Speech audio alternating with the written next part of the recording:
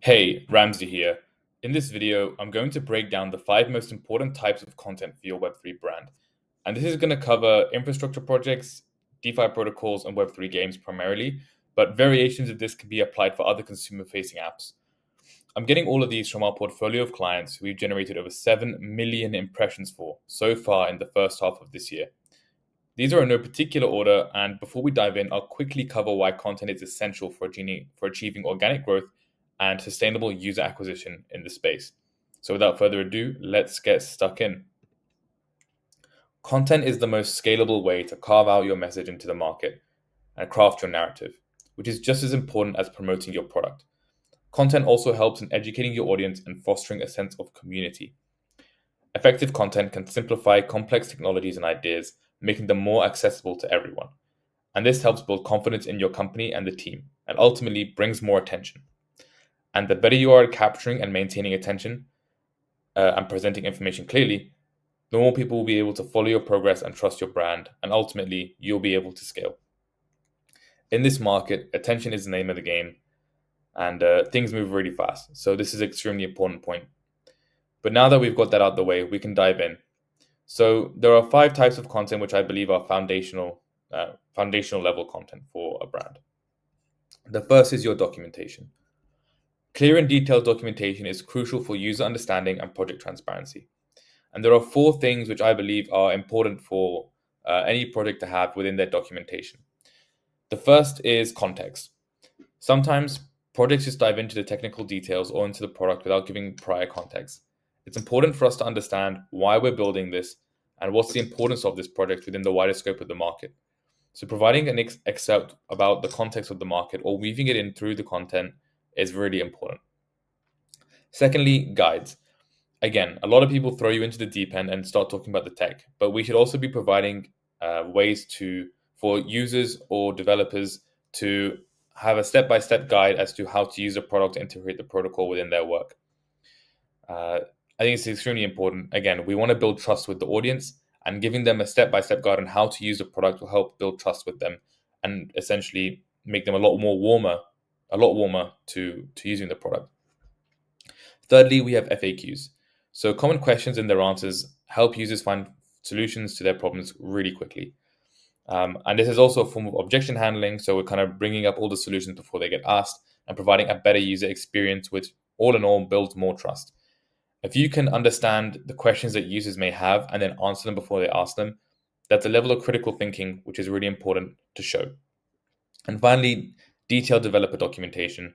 Similar to the guides, this is information for developers and how they can integrate your platform or integrate your protocol, making it easier for them to build. It's all well and good talking about the product and talking about the protocol, but it's important to also show, okay, how do we actually implement it? How can we actually utilize it to make our builds that much better? Secondly, we have social media content. Social content is a very big part of Web3, especially on Twitter. And it's important to ensure that we get this right. Aside from your standard copy, which I could go into a whole nother video about how to create good copy, your social media content should be visually engaging and interactive to capture the attention of the audience and foster a community. There's a lot of things and a lot of noise on the timelines.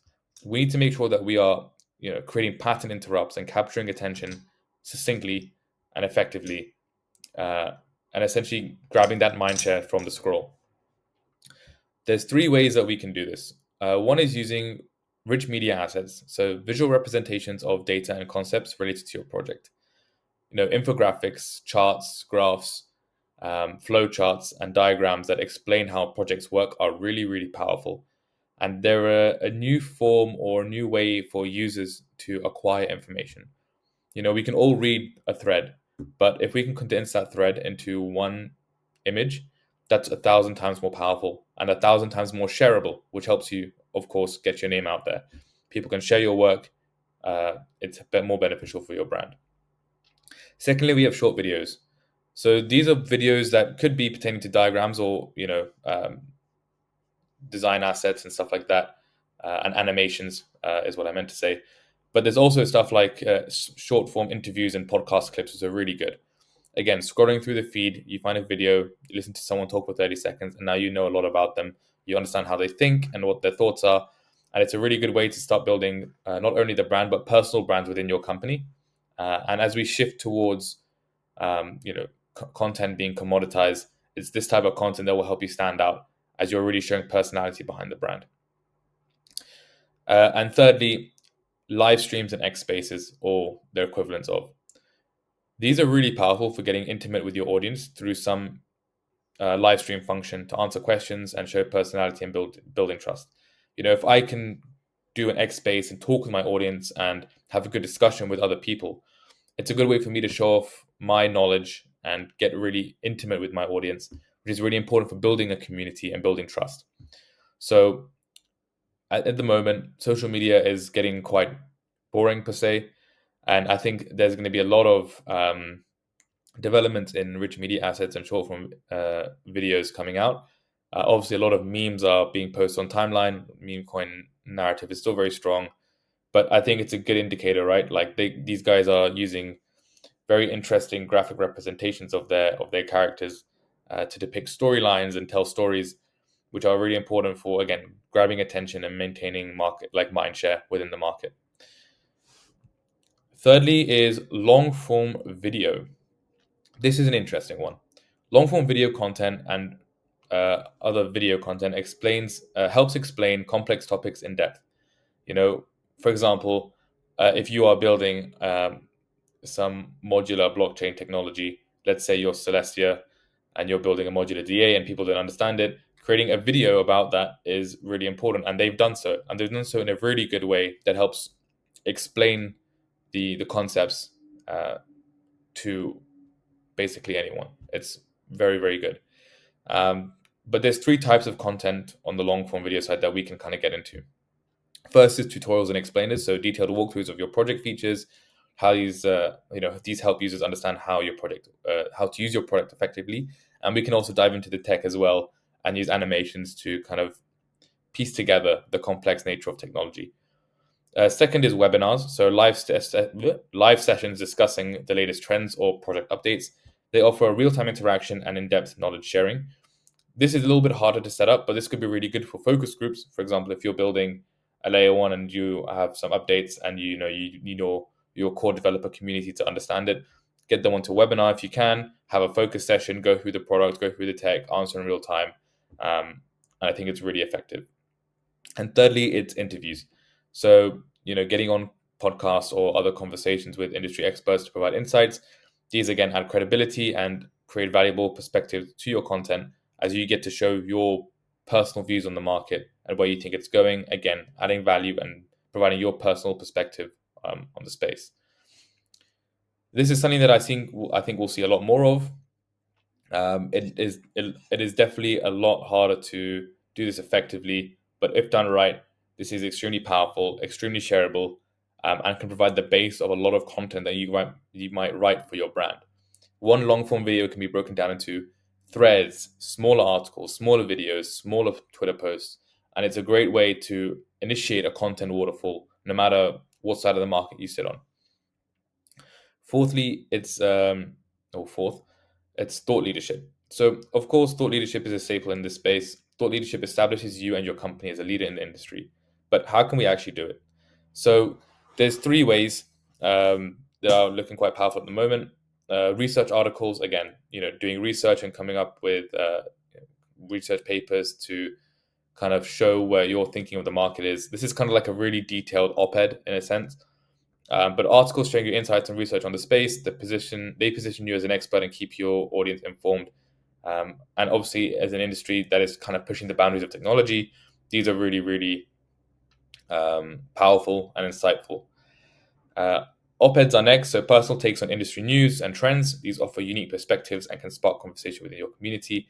In an industry of sheep, this is gold. Separating yourself just by producing your own opinions is extremely powerful. Not enough people do it. I'm sure you've seen in the Twitter feeds, there are a lot of people saying the same things, spouting the same thoughts, and creating your own personal takes, of course, is going to separate you from the rest of the market. And thirdly, podcasts. So this is kind of related to the last one. Conducting podcasts and speaking your mind with other industry experts is really important, and it can be very powerful. more so you're trying to, again, distinguish that you are your own person who has your own thoughts and your own takes, and you can think for yourself, and you're not a sheep. But it's a really good way of also networking with other people, and kind of introducing yourself to other people's audiences, which is quite powerful. Getting two people on varying sides of the markets to share thoughts is a good way to mingle communities, and grow your reach as well. And finally, articles. So these are more of your regular articles that you would have been used to. Um, these can help keep your audience informed and engaged. And there's a few types of articles that we would look at. So first would be news and updates. So the latest developments and announcements of your project. These keep your community up to date with what's happening. And again, these are a staple. The second is case studies. Again, success stories showcasing the impact of your product, demonstrating the real world applications and benefits. Important to build social credibility and build conviction within the market. And the third is educational content. So digestible blogs used to educate the audience. While general search traffic is relatively low in the space, people don't tend to conduct SEO that much at the moment, especially in very niche markets. Creating SEO content can actually help you more than you might think.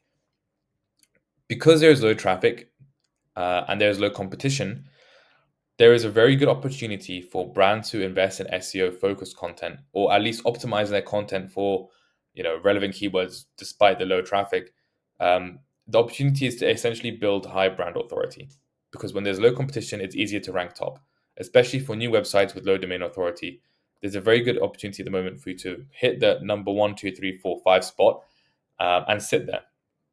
And what this does is, if you conduct this over a large enough, or enough adjacent keywords, uh, to your core offering or to your brand, you can essentially build yourself as an industry expert. Because if you're searching for example, what is a blockchain? How does a blockchain work? What is Ethereum? What are smart contracts? And you're ranking top for all of those, even if the search traffic is 10, 20 a month, you're still looking like a very reputable brand there, because you're the one answering all the key questions that people have. So this is something that I don't think enough people invest in. Obviously, when you look at ROI, it's important to decide, okay, am I going to invest in blogs and they're not going to return me anything? But it depends what your goals are, right? If you're looking for a quick flip, don't do SEO. If you're looking to build a brand and build solid foundations to scale in the future, then definitely invest in SEO.